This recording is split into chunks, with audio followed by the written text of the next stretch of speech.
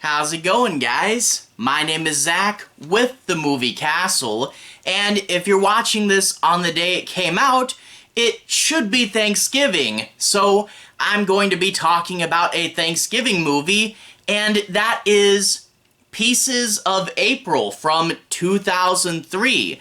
This is written and directed by Peter Hedges and stars Katie Holmes, Patricia Clarkson, and Derek Luke. And this movie is one I hadn't really heard too much about. How I found it was I went to my local Dollar Tree. Dollar Tree does a really good job at getting DVDs and, stuff that would be on clearance and putting them in the store. And for whatever reason, for a couple months, Dollar Tree was getting in a ton of MGM movies. I don't know what happened. They printed a ton of MGM movies, and Dollar Tree was just flooded with them. So, of course, I looked through them and I picked out a few titles. Why not? And this was, definitely a case of why not. I hadn't heard of it before. Cover looked interesting. $1.25. Snatch it up. In fact, I didn't even know it was a Thanksgiving movie till I got a comment on the video where I mentioned getting it, and someone told me, oh, it's a Thanksgiving movie, I wanted to watch it, hoping to do it this year, and I thought, oh, a Thanksgiving movie. I should add that to the list, and overall, a good surprise, for something I didn't know anything about. A very real movie. It's a girl trying to prove herself to her parents by having them come to her tiny New York City apartment, and she's going to prepare Thanksgiving dinner. It's a movie that really focuses on the ritual of preparing the dinner. Of course, there's going to be comedy elements where it's a lot harder than she thinks, but we also get her parents driving to the place and getting to hear a ton about the family's past, building a good sense of character and a good sense of heart for this movie. And also, it's shot relatively handheld, so it does feel very, very realistic. And realistic filming, realistic characterization, very, very believable, and that's where it really gets you. And overall, I kind of have this thing where, there's a ton of Halloween movies, there's a ton of Christmas movies. That's great, but there really isn't too many Thanksgiving movies, so whenever I see one, I should probably see what's up, and great to add this to the holidays collection. Anyway, I guess without further ado, let's analyze the plot a little bit. Now, I'm not going to be doing any major spoilers, but I do want to sort of take a little bit closer look at this movie. So, no spoilers, but let's talk a little bit about the plot. The movie's actually told in two pieces that run simultaneously. So you have one plot that's about April preparing Thanksgiving, and the other plot about the rest of the family driving to her, and it will cut between these two, and I think that's a really interesting structure. They're both interesting stories, and they help really balance each other out. The parts with April is kind of the black sheep of her family, someone that really had her life just a complete mess, but she's starting to turn it around. She has her own place, her own apartment in New York. Not the biggest apartment and not the best one. It's definitely run down, but you can see her turning her life around. She has a new boyfriend who's much more stable and a really good person for her. The boyfriend, actually one of the best characters in the movie, a really nice guy, and you see him driving around New York on his little scooter. That's pretty fun. So she's getting her life turned around, and she wants to prove herself to her mom. The mom is someone who's, mean, and because April had hurt her so much in the past, it's hard to convince her that she's changed and that she's better, and this Thanksgiving dinner is her chance, and we get a bunch of, comedy throughout this situation. one of the first things that happens is her oven breaks and she has to go find someone else in the building to lend her an oven. And of course, comedy ensues. She winds up having to go to all these different places, meet her neighbors in the apartment building who she doesn't know really well, and some of the neighbors are going to be really nice people. Some of the neighbors are going to be very mean people. There's one that she has to talk to for an extended period of time that is just super full of himself, but she needs his help, so she has to put up with that for a while. And yeah, lots of wacky characters. Among her neighbors, though, is an old couple. And you really start to see, her not having the best childhood growing up, kind of, sort of having these be like, parental figures for her. And it's this older couple. They help her out, and there'll be things like, she gets the cranberry sauce out of the can, and she's like, oh, you just have to open it from the can.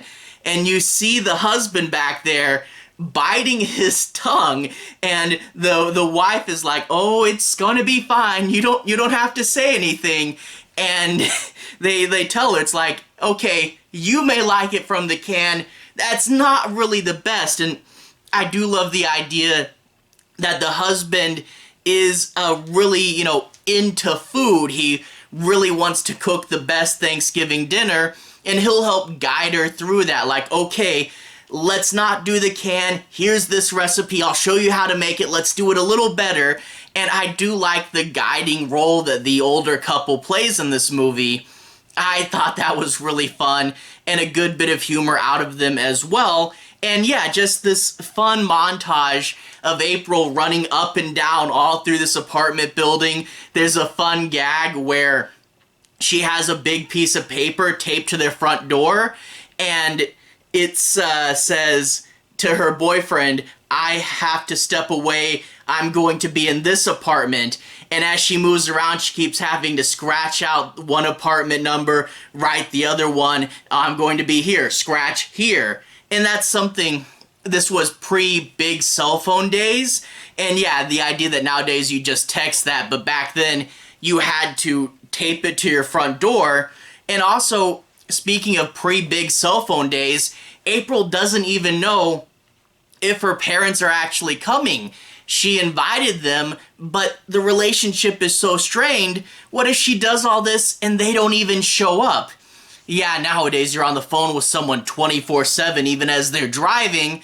But yeah, the idea of doing all this and not knowing, that's really interesting. But the other half of the movie, the family in the car, they're driving. It's, I don't know, about a 5-hour drive or something. And it's much more confined. And in turn, this is the more dialogue-heavy scene. And through these characters, April has a mom, a dad, a younger sister, a younger brother, and grandma's coming as well. And they're in the car, and through the dialogue, we get to hear April's backstory and see what multiple people think of her.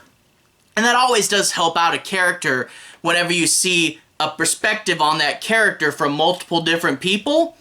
That's really good. And I kind of feel like maybe that's where the movie gets its title from. Pieces of April, the pieces of the history that we get through this drive. So yeah, it is, you get April running around and them stuck in one location does help with the movie's rhythm. But interesting characters here in the car too. We get the mom, and she's sitting in the car before everyone else is even up, just there, ready to go, and she wants to take this trip. She doesn't trust April. She doesn't think April will prove herself, but there is something, that bit of a relationship that's still there, that even though she'll try to be talked out of it, like April's sister really doesn't want to go, but she is, for the most part, determined, because even though she doesn't think April will prove herself, she wants that, and this is really the last chance. And I do have to mention, last chance, because April's mom is dying, and they don't shy away from that. There's no, maybe she'll get better, maybe there's a chance. She's dying. And this really is going to be her last Thanksgiving. And yeah, really, really dark stuff there. But we also get the other people in the car. You get the dad. And I really like the dad in this movie. He really believes in April. I mean, he knows about her past. He knows how bad it has been. But he has hope. You can tell that he's the one that calls her more often and knows more about what her life is like now. And he's the one that's going to kind of hold out hope for her. You also get the sister who tries to do everything perfect and is going to be constantly dismissive of April, which, granted, the past that this movie alludes to, maybe that's not completely unfounded, but she'll always be like, why are we doing this? We shouldn't go. It's going to turn out badly. And you'll constantly hear of all the effort she makes to try to show her mom that she's perfect. And the brother is a really good foil for her, because the brother is the goofy brother. He's got a camera, and he's happy. But I do like the mother clearly shows favoritism to the brother, despite all the sister's efforts. And you can tell, I think they even say, the daughter reminds her too much of herself, and she knows all her flaws, so she kind of likes the son better. It's interesting there, really good character study.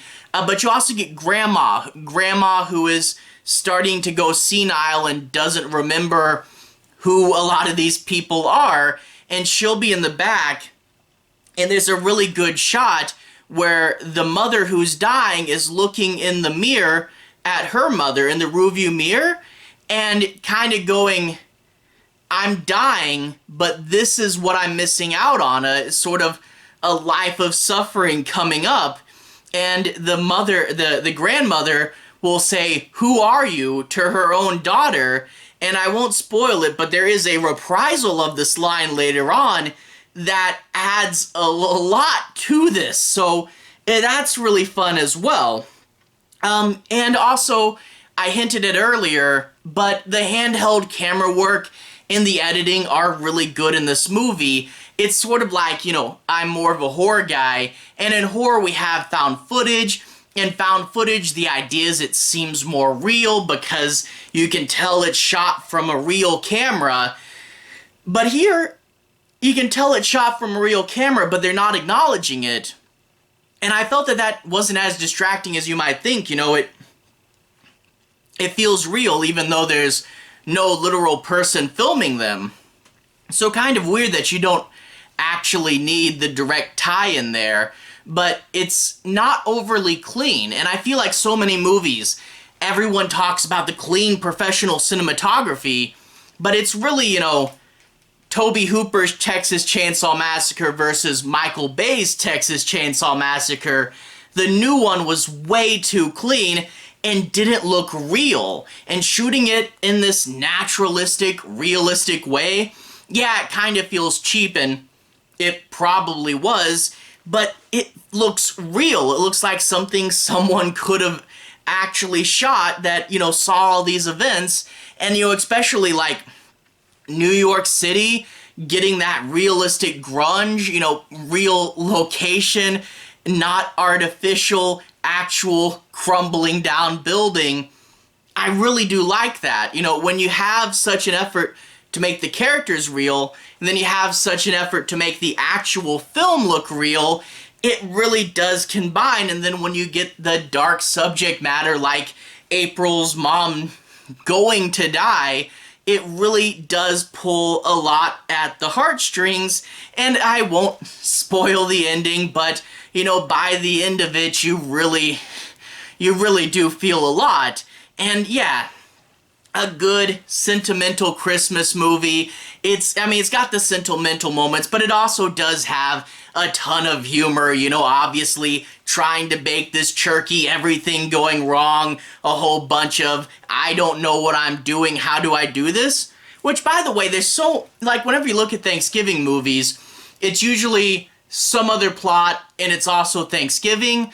But when you look at real Thanksgiving, what people do, so much of my actual memories from real Thanksgiving, it is making the food, preparing, getting ready, all this stress leading up to the dinner itself, everything having to be right.